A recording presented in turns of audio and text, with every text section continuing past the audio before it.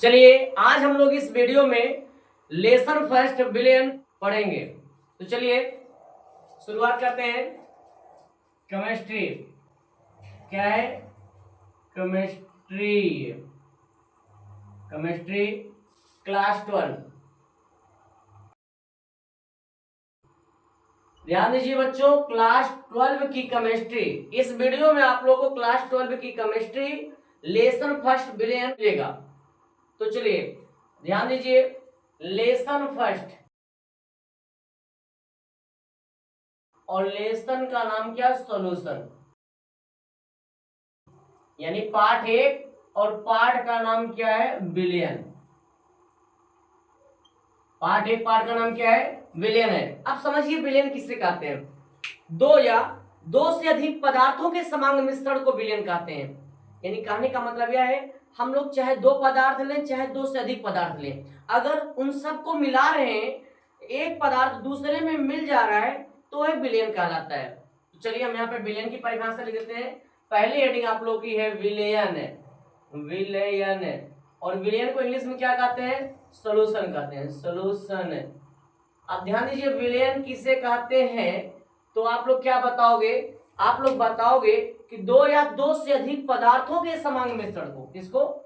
दो या दो से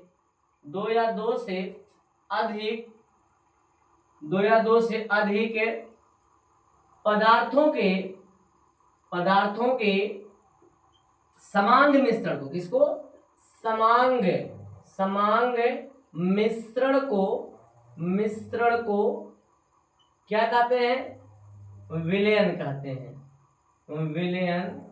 विलेयन कहते हैं। अगर आप लोगों से कोई पूछ लिया कि विलेयन किसे कहते हैं, तो आप लोग आराम से बताइए, दो या दो से अधिक पदार्थों के समांग मिश्रण को विलेयन कहते हैं। लेकिन अगर आप लोगों से कोई पूछ ले समांग मिश्रण क्या होता है, तो बता देना समांग मिश्रण का मतलब यह है कि जब हम दो या दो से अधिक पदार्थों को मिलाते हैं, यदि एक पदार्थ दूसरे पदार्थ में मिल जाता है तो उसी को हम लोग समांगी मिश्रण कहते हैं। जैसे जब हम लोग नमक और पानी को आपस में मिलाते हैं तो नमक जो है पानी में मिल जाता है, वही समांग मिश्रण कहलाता है। और पूरा प्रोसेस क्या कहलाता है? विलेयन कहलाता है। आई बात समझ में? अब जैसे यहाँ पे लिख लीजिए आप लोग, जैसे क्या है? जैसे चीनी पानी। क्या है? चीनी पानी कामा नमक पानी कामा दूध पानी आदि। ये सब क्या है? विलेयन है। यानी कैसे? जब हम देखिए, जब हम चीनी को पानी में मिलाते हैं, जो चीनी है वो पानी में मिल जाता है तो क्या बन जाता है? विलेयन बन जाता है। नमक को पानी में मिलाते हैं तो नमक भी पानी में मिल जाएगा, वो क्या कहलाएगा? विलेयन कहलाएगा। दूध को अगर हम पानी में मिलाते हैं तो पानी जो है दूध में क्या होता है? मिल जाता है, तो क्या कहलाएगा? विलेयन कहलाएगा। आई बात समझ में? या आप लोग इसका दूसरा परिभाषा दे सकते हो, यानी अथवा यानी आप लोग इसका दूसरा परिभाषा बता सकते हो।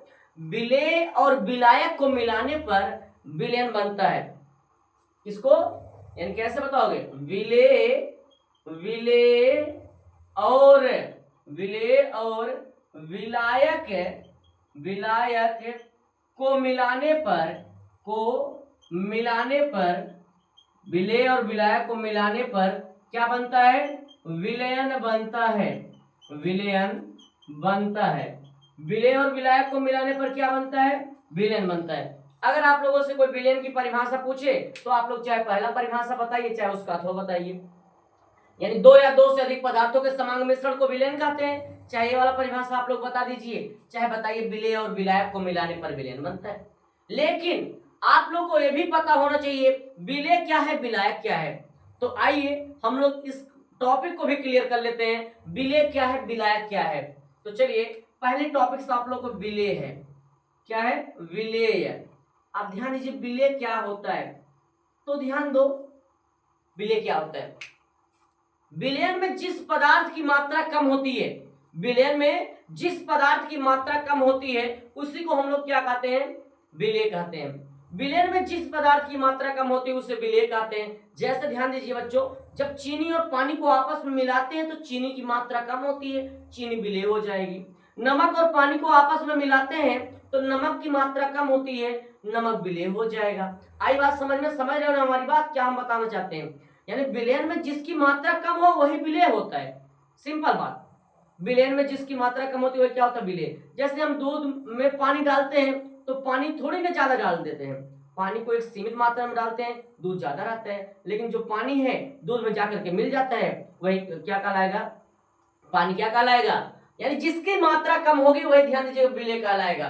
कैसे बताओगे विलेय? विलेय ऐसे लिखोगे आप लोग, विलयन में क्या? विलयन में जिस पदार्थ की मात्रा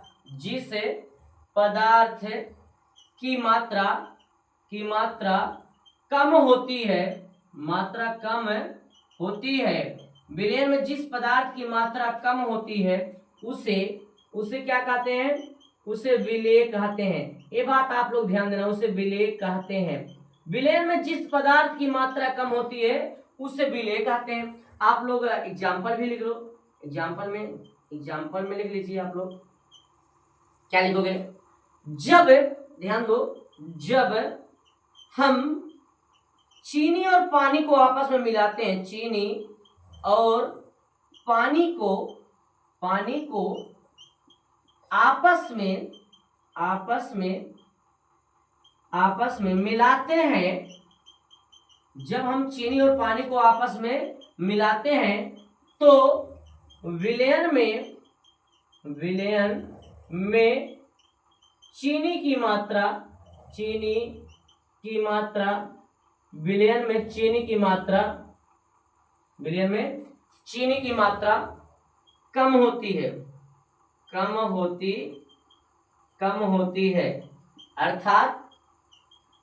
अर्थात चीनी क्या है?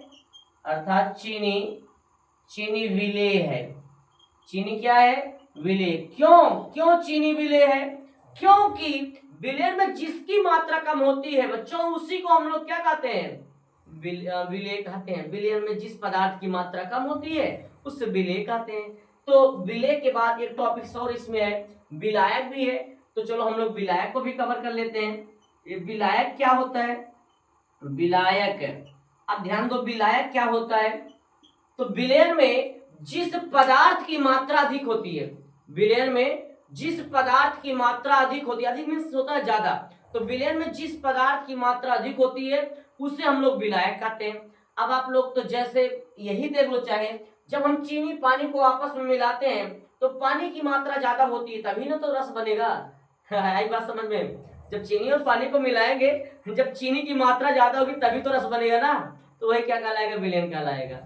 तो विलयन तो कहलाएगा, लेकिन जिसकी मात्रा ज्यादा होती है वह विलायक कहलाता है। ये भी बात ध्यान रहे आप लोग को। समझ में आ गई? नहीं समझ में आ गई सबको? विलयन में जिस पदार्थ की मात्रा अधिक होती है उसे हम लोग क्या कहते हैं? विलायक कहते हैं। तो चलो यहाँ पे हम उसको भी लिख देते हैं। यहाँ पे विलयन में जिस पदार्थ की मात्रा विलयन में जिस पदार्थ की मात्रा क्या होती है? अधिक होती है। विलयन में जिस पदार्थ की मात्रा अधिक होती है उसे विलायक कहते हैं। क्या कहते हैं? विलायक कहते हैं। विलयन में जिस पदार्थ की मात्रा अधिक होती है उसे हम लोग क्या कहते हैं? उसे विलायक कहते हैं। इसमें भी जैसे ले लो, जैसे में एग्जाम्पल में ले लो, इसमें भी एग्जाम्पल क्या है? जब चीनी और पानी को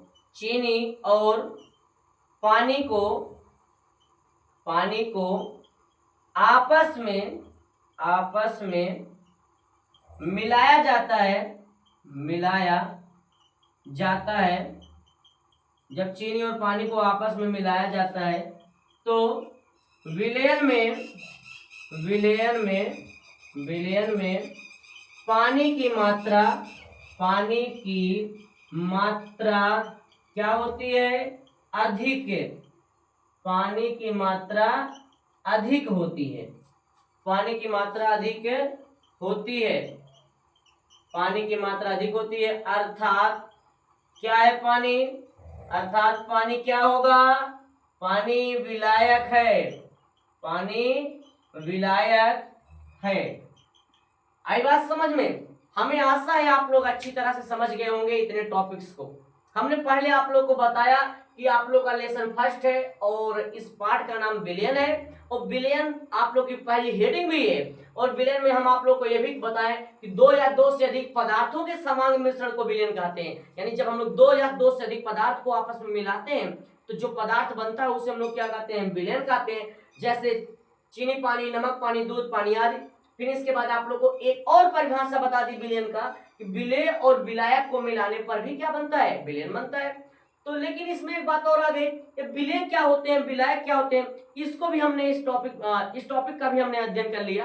तो यहाँ पर पहले हेडिंग लिखा विलेय, और विलेय में बता दिए कि विलयन में जिस पदार्थ की मात्रा कम होती है, जैसे हम लोग जब विलयन बना रहे हैं तो उसमें जिसकी मात्रा कम होती है उसे हम लोग क्या कहते हैं, विलेय कहते हैं। जैसे जब हम चीनी पानी को आपस में मिलाते हैं तो उसमें चीनी की मात्रा कम होती है, अर्थात चीनी क्या कहलाएगी, विलेय कहलाएगी। फिर इसके बाद आप लोग को हमने बताया विलायक। विलायक में बताया विलयन में जिस पदार्थ की मात्रा अधिक होती है, विलयन में जिस पदार्थ की मात्रा अधिक होती है उसे हम लोग क्या कहते हैं, विलायक कहते हैं। फिर इसके बाद इसका एग्जांपल भी हमने यहाँ पे ले लिया, जब चीनी और पानी को आपस में मिलाते हैं तो क्या बनता है, जब चीनी और पानी को आपस में मिलाते हैं तो विलयन बनता है, लेकिन विलयन में पानी की मात्रा अधिक होती है, अर्थात पानी क्या होगा, विलायक होगा। पानी क्या होगा, पानी विलायक होगा। यहां तक आप लोग को अच्छी तरह से समझ में आ ही गया होगा। अब चलते हैं इसके आगे। अब इसके आगे के टॉपिक्स को, विलेय और विलायक को मिलाने पर विलयन बनता है, यानी ऐसे भी लिख सकते हैं हम लोग, विलयन बराबर विलेय, ध्यान दो, विलेय धन क्या होगा, विलायक।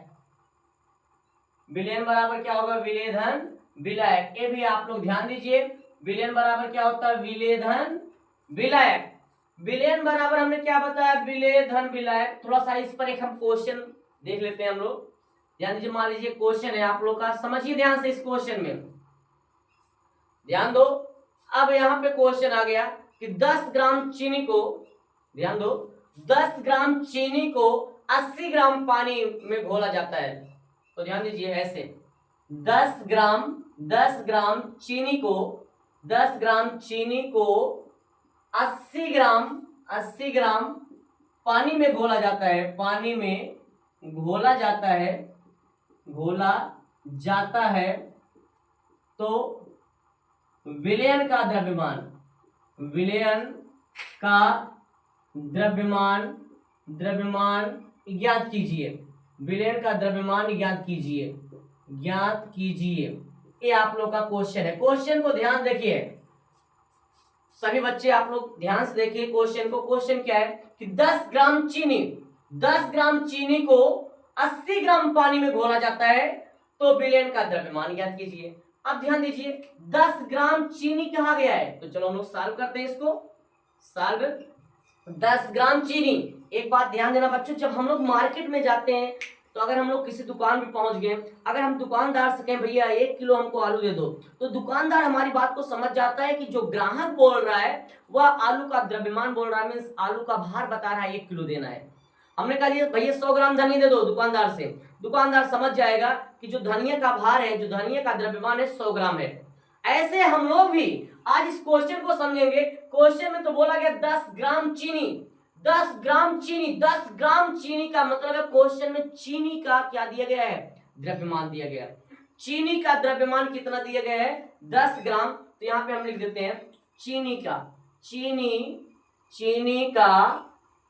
का द्रव्यमान। और ध्यान दीजिए बच्चों, चीनी, अच्छा आप लोग ध्यान दो, क्वेश्चन में चीनी कम है कि पानी कम है, थोड़ा सा दिमाग लगाओ। 10 ग्राम चीनी में 80 ग्राम पानी घोला जाता है। अब बताइए आप लोग 10 कम है कि 80 कम है, आप लोग बताइए 10 कम है कि 80।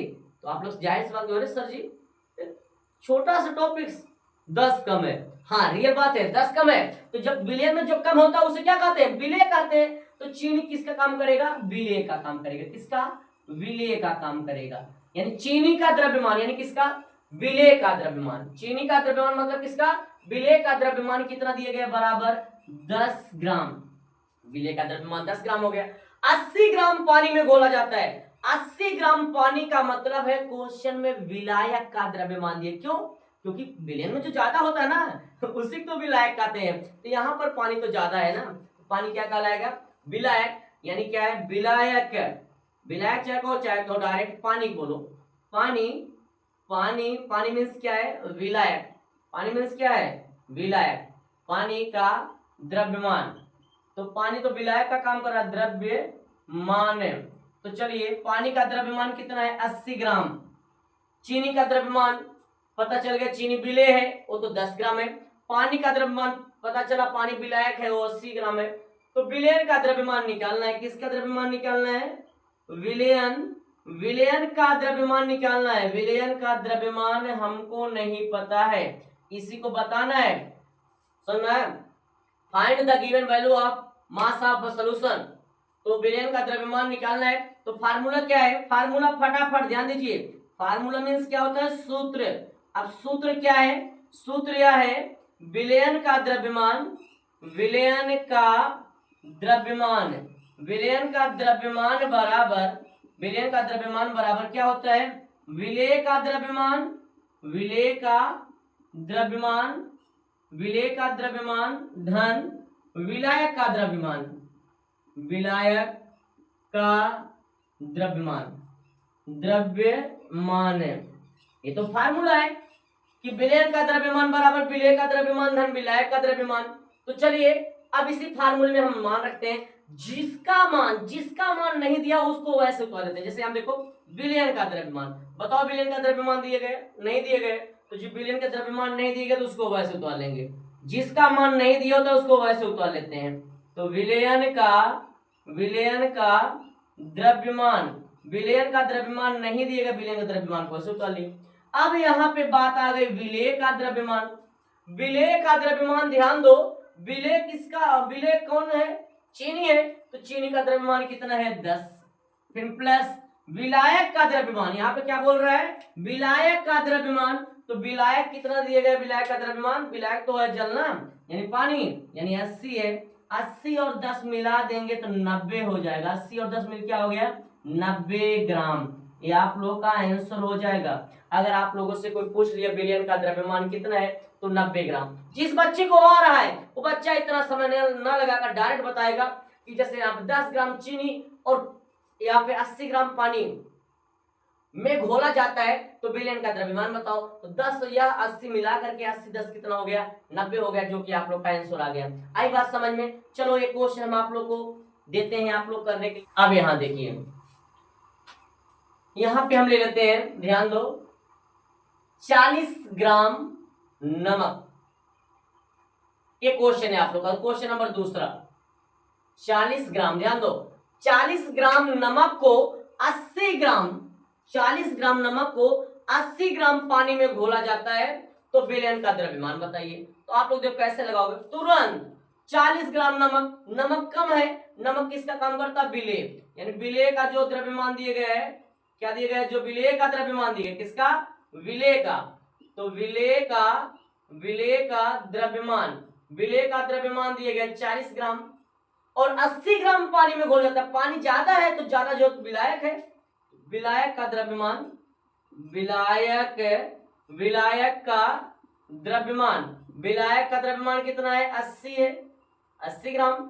तो विलायक मिल गया, विलेय मिल गया, विलयन का द्रव्यमान निकालना है। विलयन का द्रव्यमान निकालना है। विलयन का द्रव्यमान नहीं पता है मेरे को, तो विलयन का द्रव्यमान निकालना है। फार्मूला पता ही है आप लोग का, फार्मूला पता है ना? फार्मूला मीन्स होता है सूत्र। सूत्र क्या है? सूत्र तो वही है, विलयन का द्रव्यमान, इसका विलयन का द्रव्यमान, विलयन का द्रव्यमान बराबर विलेय का द्रव्यमान, विलेय का द्रव्यमान धन विलायक का द्रव्यमान, विलायक का द्रव्यमान, विलेय का द्रव्यमान धन विलायक का द्रव्यमान। अब देखिए यहाँ पे विलयन का द्रव्यमान, विलयन का द्रव्यमान तो नहीं दिया गया है, यही निकालना है। विलेय का द्रव्यमान, विलेय का द्रव्यमान कितना दिया गया है? 40, तो यहाँ पे लिख देंगे 40 धन विलायक का द्रव्यमान, विलायक का द्रव्यमान दिया गया 80। अब 80 में 40 जोड़ देंगे तो 0 0 0, 8 4 12 120 ग्राम। ये आप लोग का क्या हो जाएगा, आंसर हो जाएगा। आई बात समझ में। अब चलते हैं हम लोग अगले टॉपिक पर। अगले टॉपिक से द्रव्यमान प्रतिशत।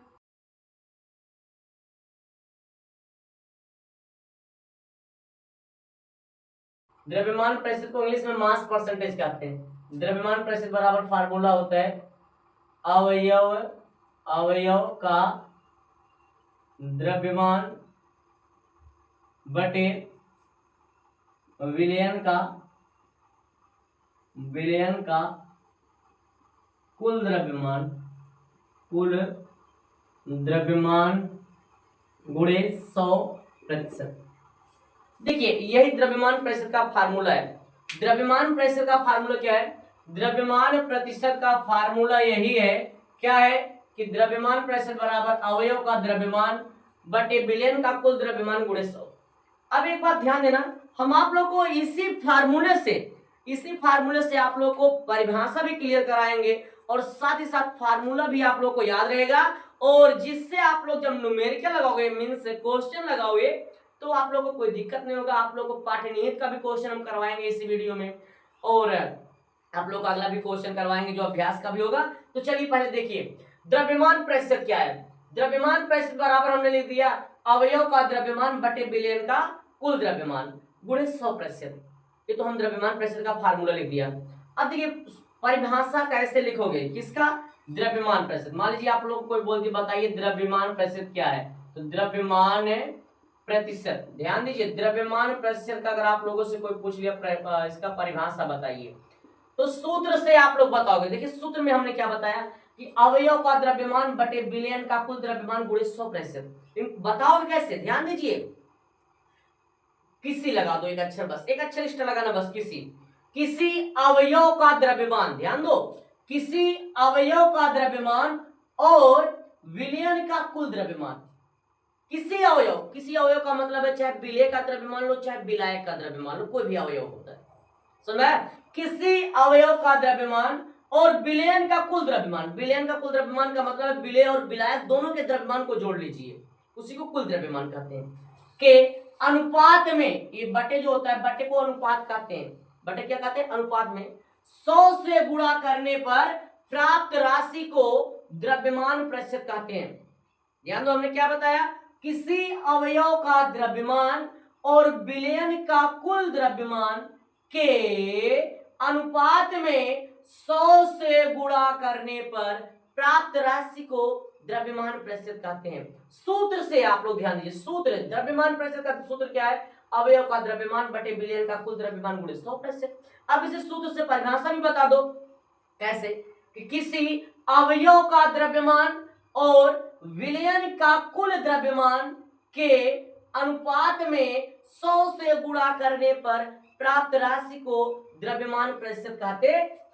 तो यहाँ पे इसकी हम परिभाषा लिख देते हैं, किसी अवयव का द्रव्यमान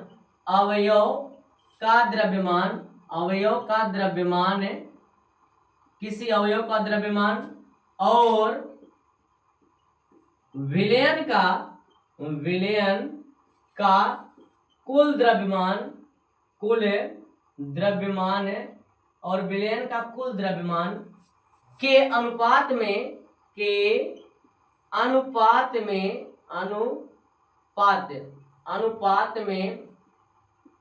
100 से गुणा करने पर प्राप्त राशि को द्रव्यमान प्रतिशत कहते हैं।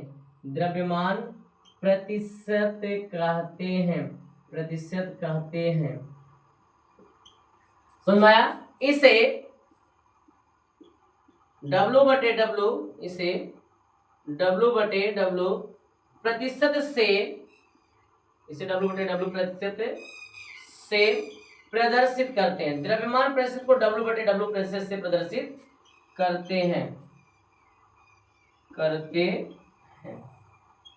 यही है द्रव्यमान प्रतिशत का परिभाषा।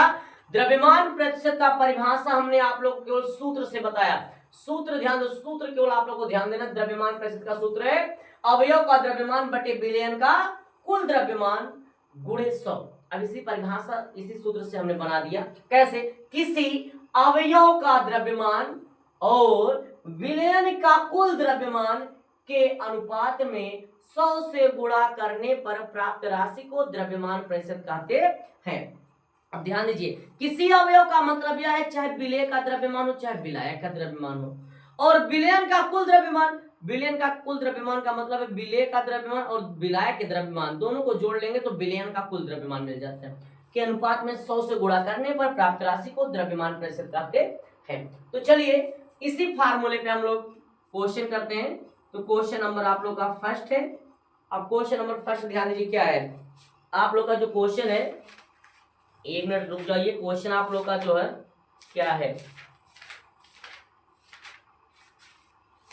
आप लोगों का क्वेश्चन दिया गया है और ये आप लोग का पाठ्य निहित का क्वेश्चन हम बताएंगे पहले, फिर इसके बाद अभ्यास का भी क्वेश्चन करवाएंगे।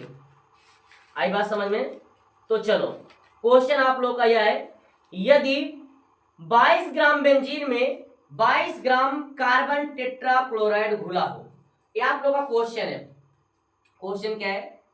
यदि, ध्यान दीजिए, यदि 22 ग्राम बेंजीन में 22 ग्राम बेंजीन में 22 ग्राम कार्बन टेट्रा क्लोराइड घुला हो, यदि 22 ग्राम बेंजीन में 22 ग्राम कार्बन टेट्राक्लोराइड घुला हो तो बेंजीन एवं कार्बन टेट्राक्लोराइड, तो बेंजीन एवं कार्बन टेट्राक्लोराइड, तो बेंजीन एवं कार्बन टेट्राक्लोराइड का द्रव्यमान प्रतिशत ज्ञात कीजिए। ये आप लोग का क्वेश्चन है, ज्ञात कीजिए। क्वेश्चन में यह बोला गया, यदि 22 ग्राम बेंजीन में 22 ग्राम कार्बन टेट्राक्लोराइड घुला हो तो बेंजीन एवं कार्बन टेट्राक्लोराइड का द्रव्यमान प्रतिशत ज्ञात कीजिए। यानी द्रव्यमान प्रतिशत, बेंजीन है, बेंजीन का फार्मूला क्या होता है? C6H6 होता है। बेंजीन का फार्मूला C6H6 होता है और कार्बन टेट्राक्लोराइड का फार्मूला होता है CCl4। ठीक है, तो चलिए इस क्वेश्चन को करते हैं। अब समझिए इस क्वेश्चन को हम लोग कैसे क्लियर करेंगे। तो चलिए इस क्वेश्चन को हम लोग सॉल्व करते हैं। सॉल्व, अब ध्यान दो बच्चों, सॉल्व में क्या पहले लिखेंगे, यदि 22 ग्राम बेंजीन, याद करो अभी हमने बताया था ना कि अगर हम दुकान पे चले गए, दुकानदार से हमने कहा कि भैया 1 किलो आलू दे दो, तो दुकानदार समझ जाएगा कि आलू का द्रव्यमान कितना बता रहा है ग्राहक, 1 किलो, वह 1 किलो आलू तौल कर दे देगा। सेम टू सेम यहाँ पर भी, यदि 22 ग्राम बेंजीन, हम लोगों को भी समझना यही है कि 22 ग्राम बेंजीन का मतलब है क्वेश्चन में बेंजीन का क्या दिया गया है? द्रव्यमान। The mass of benzene is 22 grams, यानी बेंजीन का जो द्रव्यमान है कितना है? 22 ग्राम है। यदि 22 ग्राम बेंजीन, यानी क्वेश्चन में बेंजीन का जो द्रव्यमान है कितना है? 22 ग्राम। यहाँ पे लिख देते हैं बेंजीन। अब सॉल्व करते हैं हम लोग। बेंजीन का द्रव्यमान, बेंजीन का द्रव्यमान कितना दिया गया सवाल में? 22 ग्राम। यदि 22 ग्राम बेंजीन में 22 ग्राम कार्बन टेट्राक्लोराइड, ध्यान दो, 22 ग्राम बेंजीन में 22 ग्राम कार्बन टेट्राक्लोराइड का द्रव्यमान भी बता दिया गया, वो भी तो 22 ग्राम है। तो यहाँ पे उसको भी लिख लेंगे। क्या लिखेंगे? कार्बन, कौन बन? कार्बन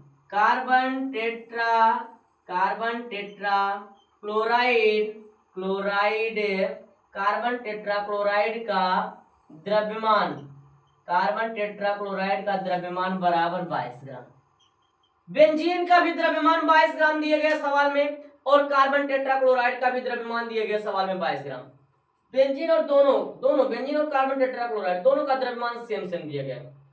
तो हम लोग क्या निकालना है? द्रव्यमान प्रतिशत निकालना है। बारी बारी से, एक बार तो हम लोग को कार्बन टेट्राक्लोराइड का द्रव्यमान प्रतिशत निकालना है और एक बार हम लोग किसका निकालना है, बेंजीन का निकालना है। तो चलो हम लोग बारी बारी से निकालते हैं।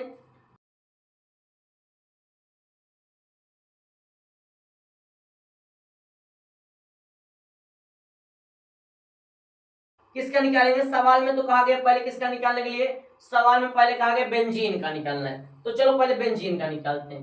किसका निकालते हैं, जिसका निकालना है उसका नाम पहले लिख लो और उसी का द्रव्यमान ऊपर होता है। एक बात और ध्यान देना, यानी किसका निकालना, पहले बेंजीन का। हमको पहले बेंजीन का द्रव्यमान प्रश्न निकालना है। तो बेंजीन का द्रव्यमान प्रतिशत, बेंजीन का द्रव्यमान प्रतिशत बराबर, जिसका द्रव्यमान प्रतिशत निकालना हो तो पहले उसको ऊपर लिख लो। बेंजीन का द्रव्यमान प्रतिशत निकालना, पहले बेंजीन का द्रव्यमान लिखेंगे। तो यहाँ पे लिख देंगे बेंजीन का द्रव्यमान, जिसका द्रव्यमान प्रतिशत निकाला जाता है उसको हम लोग कहाँ लिखते हैं, ऊपर लिखते हैं। तो बेंजीन का द्रव्यमान प्रतिशत बराबर बेंजीन का द्रव्यमान बटे विलयन का कुल द्रव्यमान था। सूत्र क्या था, सूत्र था किसी अवयव का द्रव्यमान, किसी अवयव का मतलब है चाहे विलायक हो चाहे विलेय, उसका द्रव्यमान बटे विलयन का कुल द्रव्यमान। विलयन का कुल द्रव्यमान का मतलब है विलेय और विलायक दोनों का द्रव्यमान। तो यहाँ पे विलेय और विलायक दोनों, यानी किसका किसका, यानी बेंजीन क्या, benzene plus carbon tetrachloride, benzene और कार्बन टेट्राक्लोराइड का द्रव्यमान, यानी दोनों का द्रव्यमान, बेंजीन और कार्बन टेट्राक्लोराइड दोनों का द्रव्यमान गुणे क्या है, 100%। आई बात समझ में। अब इसको आगे देखिए, बेंजीन का द्रव्यमान, क्वेश्चन में बेंजीन का द्रव्यमान बोला गया पहले, तो बताइए बेंजीन का द्रव्यमान यहाँ पे कितना दिया गया है, 22 ग्राम। बेंजीन का द्रव्यमान कितना दिया गया है, 22 ग्राम। तो बेंजीन के स्थान पर लिखेंगे 22 बटे, फिर नीचे क्या है, नीचे तो फिर आ गया बेंजीन, तो बेंजीन का द्रव्यमान यहाँ पे कितना लिखेंगे, 22 धन कार्बन टेट्राक्लोराइड। तो कार्बन टेट्राक्लोराइड का भी द्रव्यमान तो 22 ग्राम है, तो यहाँ पर भी प्लस क्या लगाएंगे, 22। यानी क्यों लगाएं, क्योंकि विलयन का कुल द्रव्यमान चाहिए। विलयन का कुल द्रव्यमान का मतलब है विलयन में जितने पदार्थ, विलयन बनाते समय जितने पदार्थ मिलाए गए सबका द्रव्यमान। यहाँ तो दो ही पदार्थ मिलाए गए ना, एक कार्बन टेट्राक्लोराइड दूसरा का बेंजीन, इसलिए दोनों का जोड़ लिए। और गुणे क्या है, 100%। चलो इसको सॉल्व करते हैं। 22 को लिखेंगे 22 बटे 22 और 22 जुड़ जाएगा, 22 दूना 44 होता है, या 22 22 44 होते हैं। कैसे, 2 2 4 और 2 2 हो गया 4, गुणे कितना है, 100%। इसको भी काट दो, दो यहाँ देखो, 22 एक के 22, 22 दूना 44, 2 एक के 2, 2 पचे 10 और एक 0, यानी 50 दूनी 100 हो गया। यानी जो आ गया रियल आंसर इसका, यानी जो फाइनली आंसर आया बेंजीन का द्रव्यमान, किसका, बेंजीन का द्रव्यमान है, बेंजीन का द्रव्यमान आ गया 50%। ये आप लोग का फाइनली इसका आंसर हुआ। क्योंकि यहाँ देखो जब काट दिया पे 22 एक के 22, 22 दूना 44, 2 एक के 2, 50 दूनी 100, यानी फाइनली इसका आंसर कितना आ गया, इसका आंसर आ गया 50, यानी 50 आ गया इसका आंसर। लेकिन इसी सवाल में अभी तो हम बेंजीन का द्रव्यमान निकाले, अब इसी सवाल में तो कहा गया कार्बन टेट्राक्लोराइड का भी द्रव्यमान निकालिए। अब जिसका कहा गया है उसका तो भी निकालना है। तो चलो, ये तो आप लोग का पहला पॉइंट हुआ, इसमें 2 पॉइंट है, यानी दूसरा पॉइंट आप लोग कार्बन टेट्राक्लोराइड का भी निकालना है। किसका निकालना है, कार्बन टेट्राक्लोराइड। तो ध्यान दीजिए पूरा स्टेप वैसे रहेगा। अब ध्यान दीजिए किसका निकालना है, कार्बन टेट्राक्लोराइड। तो जिसका निकालना पहले उसको लिख लो ऐसे, carbon tetra chloride, carbon tetrachloride का द्रव्यमान, कार्बन टेट्राक्लोराइड का द्रव्यमान प्रतिशत बराबर कार्बन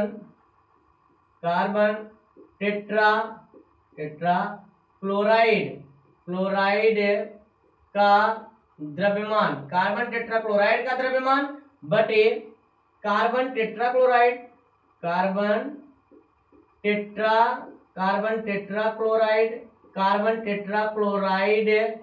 प्लस विलयन, कार्बन टेट्राक्लोराइड प्लस बेंजीन, क्या plus benzene, carbon tetrachloride plus benzene का कुल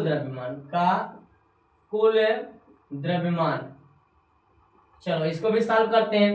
तो कार्बन टेट्राक्लोराइड का द्रव्यमान प्रतिशत बराबर कार्बन टेट्राक्लोराइड का द्रव्यमान, हमने बताया जिसका द्रव्यमान प्रतिशत निकाला जाता है पहले उसको ऊपर लिखा जाता है। तो कार्बन टेट्राक्लोराइड का द्रव्यमान, कार्बन टेट्राक्लोराइड का द्रव्यमान कितना दिए गए, 22 दिए गए, यहाँ लिखेंगे 22 बटे फिर कार्बन टेट्राक्लोराइड का यहाँ फिर लिखेंगे 22, और हाँ एक बात और यहाँ पे गुणे 100% भी लगाएंगे। आई बात समझ में। अब इसके बाद 22 हो गया, फिर प्लस बेंजीन का द्रव्यमान, बेंजीन का भी द्रव्यमान तो 22 है, गुणे 100%। अब इसको भी सॉल्व कर लेंगे, 22 बटे 22 कितना हो जाएगा 44 गुणे 100%। यहां पर भी काट दो आप लोग, काट दीजिए इसको भी, 22 के 22 22 दूना 44 2 1 के 2 50 दूनी 100, यानी आप लोग का फाइनली आंसर आ गया कितना, आ गया फाइनली आंसर आप लोग का 50% ANS।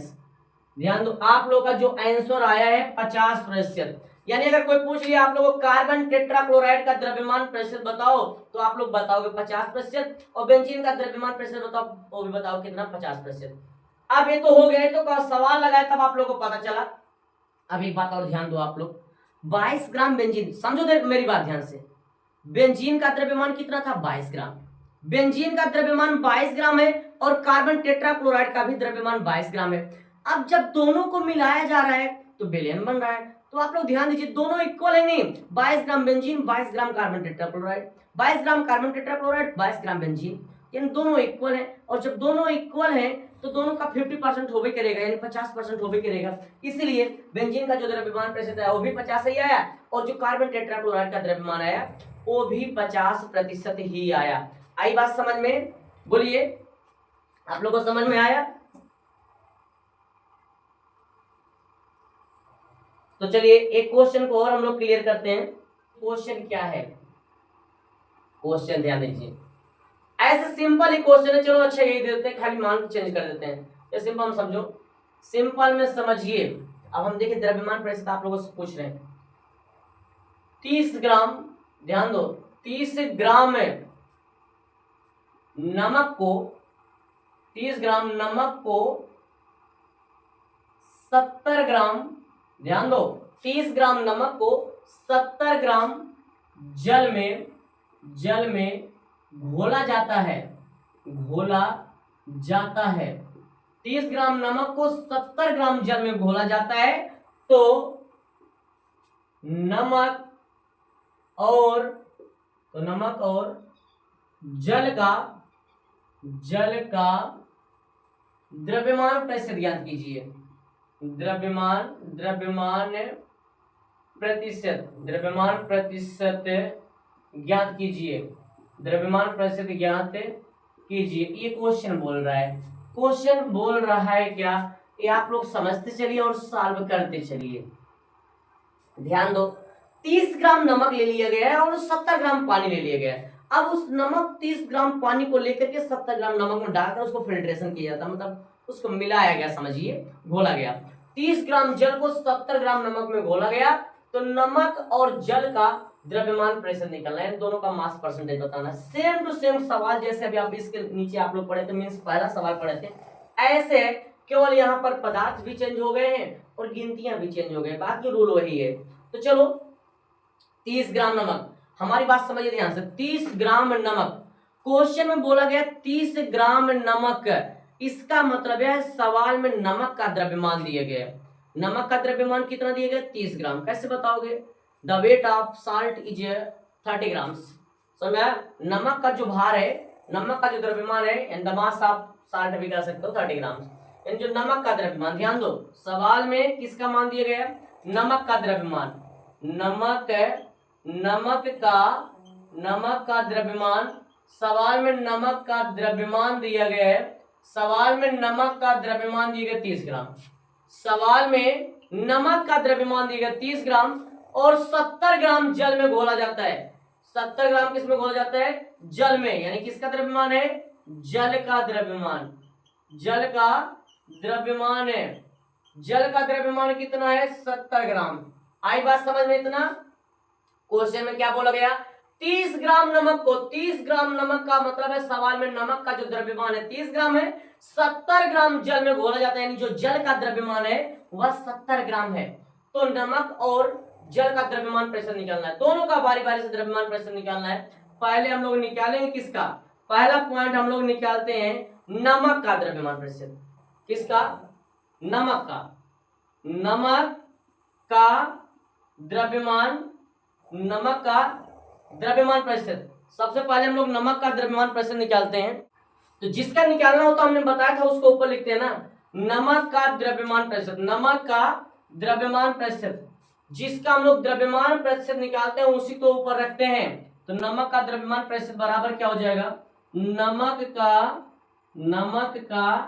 द्रव्यमान, नमक का द्रव्यमान बटे जिसका द्रव्यमान प्रेशर निकालना है उसी को ऊपर रखना है, नमक का द्रव्यमान प्रेशर निकालना है, इसलिए पहले हमने लिख दिया नमक का द्रव्यमान बटे नमक प्लस जल, दोनों का नाम, दोनों का द्रव्यमान, दोनों का द्रव्यमान गुणे 100%।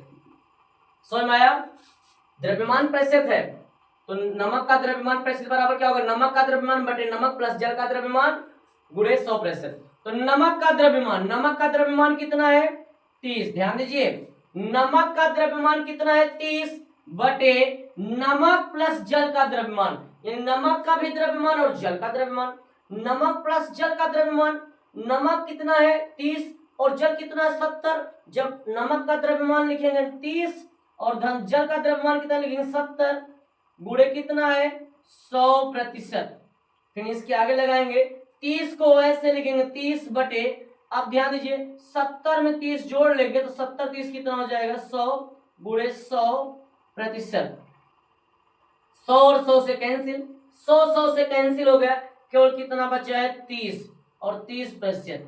30% जो आ गया है ये पता है किसका द्रव्यमान प्रतिशत आया है, नमक का। किसका आया, नमक का द्रव्यमान, नमक का द्रव्यमान प्रतिशत, जो नमक का द्रव्यमान प्रतिशत आ गया है वह आ गया 30 ग्राम, मतलब 30%। आई बात समझ में। ऐसे हम लोग अब किसका निकालेंगे, ऐसे जल का भी द्रव्यमान प्रतिशत निकालेंगे। तो यहाँ पे लिखेंगे जल का द्रव्यमान प्रतिशत, जल का द्रव्यमान प्रतिशत, जिसका द्रव्यमान प्रतिशत निकालना होता है उसको ऊपर लिखते हैं। तो आपकी बारी है जल का द्रव्यमान प्रतिशत। तो जल का द्रव्यमान प्रतिशत बराबर क्या होगा, ध्यान दो, जल का द्रव्यमान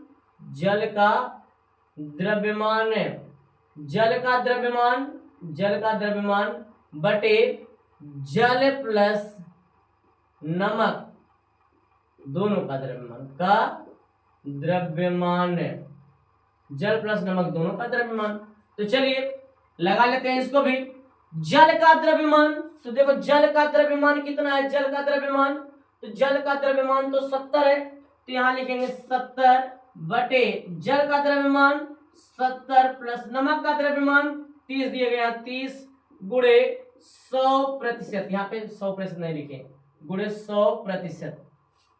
तो चलिए अब इसके आगे लगाएंगे 70, लिखेंगे 70 में 30 जोड़ेंगे तो 70 और 30 में कितने हो गए 100, यानी 100 गुणे 100%। 100 और 100 से कैंसिल, आगे कितना है इसका आंसर 70%। ये आप लोग का आंसर हुआ। आई बात समझ में। ऐसे क्वेश्चन पूछे जाएंगे, क्वेश्चन बहुत इजी होते हैं, खाली आप लोग रूल जानते रहिए बस, यानी द्रव्यमान प्रतिशत का परिभाषा जानते रहो, फार्मूला जानते रहो, आप लोग क्वेश्चन को आप लोग आराम से लगा सकते हो। और एक बात हम तो कहते हैं ना कि अगर आप लोग परिभाषा ना पता हो, आप लोग खाली द्रव्यमान प्रतिशत का सूत्र पता हो तो परिभाषा आप लोग बना सकते हो। जैसे इसका एग्जांपल हमने आप लोगों को पहले ही दिखा दिया कि अवयव का द्रव्यमान प्रतिशत बराबर अवयव का द्रव्यमान बटे विलयन का कुल द्रव्यमान गुणे 100 और प्रतिशत, ठीक है। तो हमने उसमें आप लोगों को परिभाषा भी बताया, क्या बताया, किसी अवयव का द्रव्यमान और विलयन का कुल द्रव्यमान, किसी अवयव का द्रव्यमान और विलयन का कुल द्रव्यमान के अनुपात में 100 से गुणा करने पर प्राप्त राशि को द्रव्यमान प्रतिशत कहते हैं। इसे W बटे W प्रतिशत से प्रदर्शित करते हैं। और उस पर जो है आधारित हमने दो क्वेश्चन को, एक पाठ्यनीति का क्वेश्चन था, एक क्वेश्चन हमने आप लोग को दिया, 2 क्वेश्चन आप लोग लगा चुके हो। तो आई बात समझ में। तो चलते हैं अब इसके बाद अगले टॉपिक पर, और कमेंट लिख दो कि हमको नहीं समझ में आया सर, तो हम उसकी जो है टॉपिक को हम देखेंगे। आप लोगों को जहां से नहीं समझ में आया रहेगा उसका हम पुनः एक वीडियो आप लोग को अलग से बनाकर एकदम बेसिकली बना देंगे और आप लोग को उसको अपलोड कर लेंगे, आप लोग आराम से देख लेना। ठीक है, तो चलो अगले टॉपिक से आप लोग की है आयतन प्रेशर। आयतन आयतन प्रतिशत, आयतन प्रतिशत, आयतन प्रतिशत, ध्यान दो आयतन प्रतिशत क्या है। आयतन प्रतिशत बराबर सेम टू सेम, ध्यान दो बच्चों, जैसे द्रव्यमान प्रतिशत था वैसे आयतन प्रतिशत है। द्रव्यमान प्रतिशत में क्या था कि किसी अवयव का द्रव्यमान था, आयतन प्रतिशत में क्या हो जाए किसी अवयव का आयतन। सेम वैसे, ध्यान दो, हम सूत्र यहाँ पे लिख देते हैं, अपने आप खुद ही क्लियर कर लोगे। आयतन प्रतिशत बराबर होता क्या है, आयतन प्रतिशत बराबर क्या होता है, ध्यान दो, अवयव अवयव अवयव का आयतन, अवयव का आयतन बटे विलयन का कुल आयतन, बटे विलयन, विलयन का कुल आयतन, कुल आयतन, विलयन का कुल आयतन गुणे 100%। यह तो आयतन प्रतिशत था।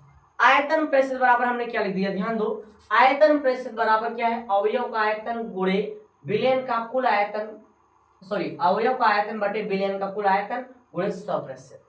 आई बात समझ में। अब देखिए आप लोग बताना कैसे कि किसी अवयव का आयतन, कैसे बताओगे कि किसी अवयव का आयतन और विलयन का कुल आयतन, किसी अवयव का आयतन और विलयन का कुल आयतन के अनुपात में 100 से गुणा करने पर प्राप्त राशि को आयतन प्रतिशत कहते हैं। अगर आप लोगों से कोई पूछ रहा है आयतन प्रतिशत किसे कहते हैं, तो आप लोग आराम से बताइए कि किसी अवयव का आयतन, थोड़ा सा ध्यान से देख लीजिए फार्मूला, टोटल वही है, खाली हमने किसी वर्ड लेके आए बस, किसी अवयव का आयतन और विलयन का कुल आयतन के अनुपात, बटे को अनुपात कहते हैं, अनुपात में 100 से गुणा करने पर प्राप्त राशि को आयतन प्रतिशत कहते हैं। इसे v बटे v प्रतिशत से प्रदर्शित करते हैं। आई बात समझ में। कैसे बताना आप लोग को कि किसी अवयव का आयतन और विलयन का कुल आयतन के अनुपात में 100 से गुणा करने पर प्राप्त राशि को आयतन प्रतिशत कहते हैं। इसे क्या कहते हैं, इसे v बटे v प्रतिशत से प्रदर्शित करते हैं। तो चलो हम इसकी परिभाषा लिख देते हैं, किसकी, आयतन प्रतिशत की, आयतन प्रतिशत की परिभाषा भी हम लिख देते हैं। आयतन प्रतिशत, ध्यान दीजिए सभी बच्चों, आयतन प्रतिशत का परिभाषा क्या है, किसी अवयव का आयतन, किसी अवयव का आयतन, अवयव का आयतन, किसी अवयव का आयतन और विलयन का कुल आयतन, विलयन का कुल आयतन, किसी अवयव का आयतन और विलयन का कुल आयतन के अनुपात में 100 से गुणा करने पर प्राप्त राशि को क्या कहते हैं, आयतन प्रतिशत कहते हैं, आयतन प्रतिशत कहते हैं, आयतन प्रतिशत कहते हैं। इसे ध्यान दीजिए, इसे v बटे v प्रतिशत से प्रदर्शित करते हैं, ये ध्यान रहे, ये था वॉल्यूम परसेंटेज। आयतन प्रतिशत, आयतन प्रतिशत की परिभाषा हमने क्या लिख दिया, किसी अवयव का आयतन, किसी अवयव का आयतन और विलयन का कुल आयतन के अनुपात में 100 से गुणा करने पर प्राप्त राशि को आयतन प्रतिशत कहते हैं। इसे v बटे v प्रतिशत से प्रदर्शित करते हैं। आई बात समझ में। जैसे द्रव्यमान प्रतिशत था वैसे ही आयतन प्रतिशत है। द्रव्यमान प्रतिशत में बोलते थे किसी अवयव का द्रव्यमान, और आयतन प्रतिशत में आप लोग बोल रहे किसी अवयव का आयतन, बस अंतर केवल इतना ही है। ठीक, तो आप लोग बढ़िया से समझ गए होंगे। अब इसके बाद अगली टॉपिक से आप लोग की है मोलांश। चाहे मोलांश कहो, चाहे कहो मोल अंश, मोल अंश, ठीक है, चाहे कहो मोल प्रभाज्य, मोल प्रभाज्य। ध्यान दो, चाहे आप लोग क्या कहिए, चाहे आप लोग कहिए इसको मोलांश कहिए, चाहे मोल अंश कहिए, चाहे मोल प्रभाज्य, आप ध्यान दो ये सब क्या है, मोल प्रभाज्य बराबर क्या होता है, ध्यान दो, किसी मत लिखिए, डायरेक्ट ऐसे लिखिए, अवयव के मोलों की संख्या, मोलों की संख्या, अवयव के मोलों की संख्या बटे विलयन में उपस्थित, विलयन में उपस्थित, विलयन में उपस्थित सभी अवयव के कुल मोलों की संख्या, मोलों की संख्या, ये है मोलांश। मोलांश में क्या बताओ ध्यान, चाहे मोलांश कहिए, चाहे मोल अंश कहिए, चाहे मोल प्रभाज्य, तीन नाम है, मोलांश, मोल अंश और मोल प्रभाज्य। इसका आप लोग को परिभाषा अभी बताएंगे, पहले सूत्र देख लो। सूत्र क्या है, अवयव के मोलों की संख्या बटे विलयन में उपस्थित सभी अवयव के कुल मोलों की संख्या, अवयव के मोलों की संख्या बटे विलयन में उपस्थित सभी अवयव के कुल मोलों की संख्या। तो ये तो इसका फार्मूला है। अब इसी फार्मूले से हम लोग क्या बनाएंगे, परिभाषा बनाएंगे, इसका बनाएंगे मूलांश का, मूलांश का हम लोग परिभाषा बनाएंगे। आप समझिए मूलांश की परिभाषा क्या होती है और इस पर आधारित हम लोग क्वेश्चन भी क्लियर करेंगे। तो चलो आगे चलते हैं, ध्यान दो, अवयव के मोलों की संख्या बटे विलयन में उपस्थित सभी अवयव के कुल मोलों की संख्या। इन बताओगे आप लोग कैसे, किसी अवयव के मोलों की संख्या, किसी अवयव के मोलों की संख्या और विलयन में उपस्थित किसी अवयव के मोलों की संख्या, किसी अवयव के मोलों की संख्या और विलयन में उपस्थित सभी अवयव के कुल मोलों की संख्या, किसी अवयव के मोलों की संख्या और विलयन में उपस्थित सभी अवयव के कुल मोलों की संख्या के अनुपात को मूलांश कहते हैं। इतना केवल बताना है आप लोग को। तो चलो हम यहाँ पे लिख भी देते हैं, कैसे, किसी अवयव के, किसी अवयव के मोलों की संख्या, मोलों की संख्या, किसी अवयव के मोलों की संख्या और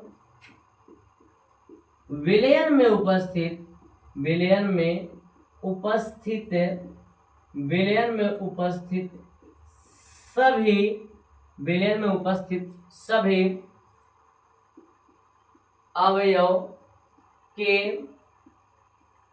कुल मोलों की संख्या, मोलों की संख्या, किसी अवयव के मोलों की संख्या, किसी अवयव के मोलों की संख्या और विलयन में उपस्थित सभी अवयव के कुल मोलों की संख्या के अनुपात को क्या कहते हैं, मूलांश कहते हैं, चाहे मोल प्रभाज्य कहते हैं, चाहे मोल अंश कहो, मोल अंश कहते हैं, मूलांश कहते हैं, मूलांश कहते हैं। आप लोग को अब अच्छी तरह से समझ में आ ही गया होगा मूलांश क्या है, किसी अवयव के मोलों की संख्या और विलयन में उपस्थित सभी अवयव के कुल मोलों की संख्या के अनुपात को क्या कहते हैं, मूलांश कहते हैं। आई बात समझ में, हमें आशा है आप लोग अच्छी तरह से इतना समझ गए होंगे। अब इसी पर आधारित हम लोग क्वेश्चन को क्लियर करेंगे। तो चलिए आगे चलते हैं, ध्यान समझिए क्वेश्चन, क्वेश्चन क्या दिया गया, 90 ग्राम जल में, 90 ग्राम जल में, ध्यान दो, 90 ग्राम जल में 1.8 ग्राम ग्लूकोज का, 1.8 ग्राम ग्लूकोज का, ग्लूकोज का मोल प्रभाज्य ज्ञात कीजिए, एक क्वेश्चन है। ध्यान दो बच्चों, क्वेश्चन क्या है, 90 ग्राम जल में 1.8 ग्राम ग्लूकोज का मोल प्रभाज्य ज्ञात कीजिए। हम लोग को ग्लूकोज का मोल प्रभाज्य ज्ञात करना है। किसका मोल प्रभाज्य निकालना है? ग्लूकोज का मोल प्रभाज्य निकालना है। तो चलो आप क्वेश्चन को ध्यान से समझिए, आप लोग बढ़िया से समझिएगा। चलो 90 ग्राम जल, क्वेश्चन में तो बोला गया 90 ग्राम जल। 90 ग्राम जल का मतलब है क्वेश्चन में जल का भार दिया गया है। समझ में? 90 ग्राम जल का मतलब है क्वेश्चन में जल का भार दिया गया। The weight of water is 90 grams. 90 ग्राम जल का मतलब है सवाल में जल का भार दिया गया। तो हम यहाँ पे सॉल्व करेंगे तो लिखेंगे सॉल्व में जल का भार, सवाल में जल का भार दिया गया 90 ग्राम। 90 ग्राम जल का मतलब है सवाल में जल का भार 90 ग्राम है। एक बात ध्यान देना बेटा, भार तो सवाल में दिया रहेगा, अणुभार सवाल में नहीं दिए रहे, कभी काल हो सकता दे दे। और अणुभार हमेशा हम लोग निकालेंगे, हमेशा सूत्र के माध्यम से ही अणुभार निकालेंगे। जैसे यहां पर बोला गया 90 ग्राम जल का मतलब है सवाल में जल का भार दिया गया है, और जल का भार कितना है? 90 ग्राम। अब जल का अणुभार निकालेंगे। जल का क्या निकालेंगे? अणुभार। अब जल का जो सूत्र होता है क्या होता है? H2O। जल का सूत्र क्या होता है? H2O। का अणुभार निकालेंगे, का अणुभार यानी जल का अणुभार निकालेंगे। अब जल का जो सूत्र होता है वो तो होता है H2O। अब इसी का अणुभार निकालेंगे। देखो निकालते कैसे हैं अणुभार? H मीन्स क्या होता है बेटा? H मीन्स तो होता है हाइड्रोजन। H मीन्स होता है हाइड्रोजन, और हाइड्रोजन का द्रव्यमान कितना होता है? 1। समझिए कैसे अणुभार निकाला जाता है। H मीन्स बेटा ध्यान दो, H मीन्स होता है हाइड्रोजन, और हाइड्रोजन का द्रव्यमान कितना होता है? 1। लेकिन जो जितनी बार रहता है उसको उतनी बार गिनती से गुणा कर देते हैं। जैसे यहाँ पे देखो H कितनी बार है? 2 बार, इसको गुणा कर देंगे 2 से। H मीन्स होता है हाइड्रोजन, और हाइड्रोजन का द्रव्यमान होता है 1, तो हमने लिख दिया 1, लेकिन हाइड्रोजन 2 बार था इसलिए गुणा किए 2 से। और जब एक तत्व के बाद हम लोग दूसरे तत्व के पास जाते हैं तो सबसे पहले प्लस का निशान लगाते हैं। O है, O मीन्स क्या होता है? ऑक्सीजन होता है, और ऑक्सीजन का द्रव्यमान होता है 16, तो यहाँ पे हमने लिख दिया 16। आई बात समझ में? अब इसको देखो, 1 का गुणा करेंगे 2 1 के 2 धन 16, और 16 2 18, यानी जो इसका अणुभार आ गया कितना आ गया? 18। सवाल में भार दिया गया था, अणुभार हमने निकाल लिया, और भार भी मिल गया, अणुभार भी मिल गया, तो मोलों की संख्या निकाल लो। किसके? जल के। तो यहां निकालते हैं। जब आप लोग को भार भी मिल जाए और अणुभार भी मिल जाए तभी आप लोग मोलों की संख्या निकालना। तो भार और अणुभार, भार भी मिल गया, अणुभार भी मिल गया, मोलों की संख्या निकालते हैं। तो जल के मोलों की संख्या, जल के मोलों की संख्या बराबर क्या होता है? भार बटे अणुभार। जल के मोलों की संख्या बराबर क्या होता है? भार बटे अणुभार। जल के मोलों की संख्या बराबर क्या होता है? भार बटे अणुभार। अब भार है, पहले भार कितना है? भार तो दिया गया 90, तो लिख लेंगे 90 बटे अणुभार कितना है? 18, तो लिख दिए यहाँ पे हमने 18। अब इसको कैंसिल कर दो, 18 1 के 18, और 18 5 90, यानी कितना आ गया? 5 मोल। इसको मोलों की संख्या कितना आ गया? 5 मोल आ गया। तो ये तो आप लोग समझ गए। अब ऐसे ही हम लोग किसका निकालेंगे? 1.8 ग्राम ग्लूकोज, 1.8 ग्राम ग्लूकोज। तो एक बात और आप लोग ध्यान दीजिए, ध्यान दो, 1.8 ग्राम ग्लूकोज है, यानी क्वेश्चन में ग्लूकोज का क्या दिया गया? भार दिया गया है। तो यहां लिखेंगे क्या? ग्लूकोज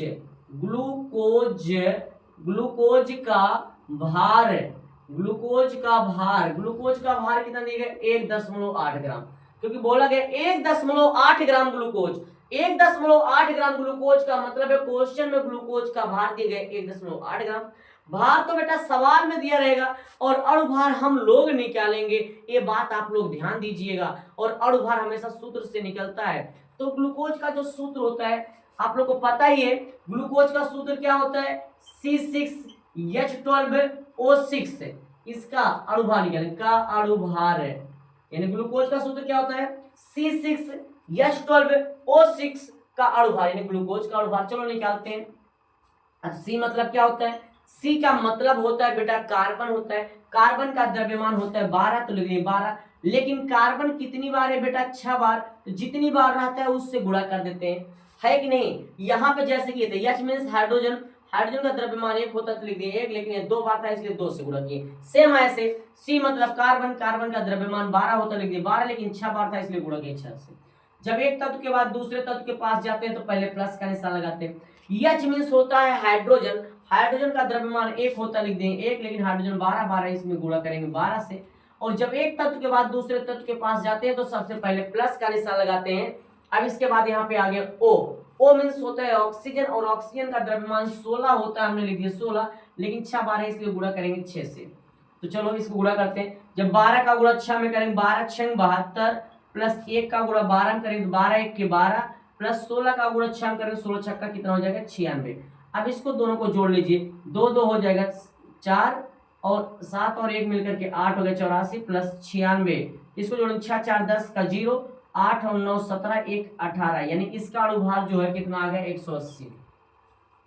आई बात समझ में, भार भी मिल गया, अणुभार भी मिल गया, ग्लूकोज का भार भी मिल गया, ग्लूकोज का अणुभार भी मिल गया।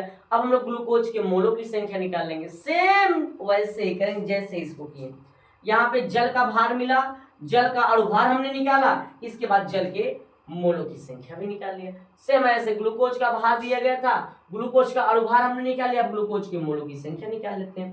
तो चलो यहाँ पे लिख देते हैं ग्लूकोज, ग्लूकोज ग्लूकोज के मोलों की संख्या, ग्लूकोज के मोलों की संख्या बराबर, ग्लूकोज के मोलों की संख्या बराबर ग्लूकोज ग्लूकोज ग्लूकोज के मोलों की संख्या बराबर भार बटे अणुभार, भार बटे अणुभार। ग्लूकोज के मोलों की संख्या, यानी मोलों की संख्या का फार्मूला क्या है, मोलों की, ग्लूकोज के मोलों की संख्या यानी मोलों की संख्या बराबर होता है भार बटे अणुभार। अब भार जो है, भार तो सवाल में ही दिया गया ना, भार सवाल में कितना दिया गया 1.8 बटे अणुभार, अणुभार कितना है 180। और आप लोग को हमने साफ शब्दों में ही बताया था कि ऊपर जितने अंक पे दशमलव लगाओ नीचे उतना जीरो बढ़ा दो दशमलव हट जाता है, ऊपर जितने अंक दशमलव लगाओ नीचे उतना जीरो बढ़ाने के बाद दशमलव क्या हो जाता है, हट जाता है। तो यानी जब इसको हम लोग सॉल्व करेंगे, ऊपर हो जाएगा 18, नीचे हो जाएगा 1800, काट दीजिए इसको, 18 1 के 18, अब यहाँ भी 18 1 के 18 और 2 जीरो बचा, यानी क्या आ गया 1/100। और जब 1/100 को हम लोग भाग देंगे तो आ जाएगा 0.01 मोल। समझ में आया, कितना आ जाएगा 0.01 मोल। आई बात समझ में, ये क्या आ गया, ये आप लोग को ध्यान दीजिए, ये आप लोग को जो है किसका आ गया था, जल के मोलों की संख्या, और ये आप लोग के आगे ग्लूकोज के मोलों की संख्या। जल के मोलों की संख्या और ग्लूकोज के मोलों की संख्या दोनों का मिल गया है, लेकिन हम लोग को सवाल में क्या लगाना है, क्या निकालना है, मोलांश निकालना है। मोलांश किसका निकालना है, मोलांश तो निकालना ग्लूकोज का, चाहे मोलांश को चाहे मोल प्रभाज को, कंफ्यूजन में मत पड़िएगा, चाहे मोलांश के चाहे मोल प्रभाज के चाहे मोलांश के, ही तीनों मान सेम ही है, मतलब तीनों नाम एक ही है। समझ में आया। तो चलो अब इसके आगे हम लोग लगाते हैं, यहाँ पे लगा देते हैं, छोड़िए यहाँ पे हम इसको लगा देते हैं, इसको हम यहाँ पे कवर कर देते हैं। यहाँ पे किसका निकालते हैं, यहाँ पे हम निकालते हैं ग्लूकोज का मोल प्रभाज, ग्लूकोज का मोल प्रभाज बराबर, ग्लूकोज का मोल प्रभाज बराबर जिसका निकालना उसको ऊपर, यानी ग्लूकोज के मोलों की संख्या, ग्लूकोज के मोलों की संख्या, ग्लूकोज के मोलों की संख्या बटे ग्लूकोज प्लस जल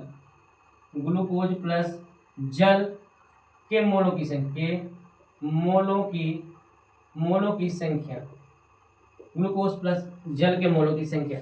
अब हम लोग ग्लूकोज के तो मोल प्रभाज निकाल रहे हैं। अब ध्यान दीजिए, ग्लूकोज के मोल प्रभाज बराबर ग्लूकोज के मोलों की संख्या, ग्लूकोज के मोलों की संख्या तो हम लोग यहाँ पे निकाले हुए हैं ना। ग्लूकोज के मोलों की संख्या कितना है 0.01। ग्लूकोज का मोल प्रभाज निकाले, ग्लूकोज का मोल प्रभाज बराबर ग्लूकोज के मोलों की संख्या बटे ग्लूकोज प्लस जल के मोलों की संख्या।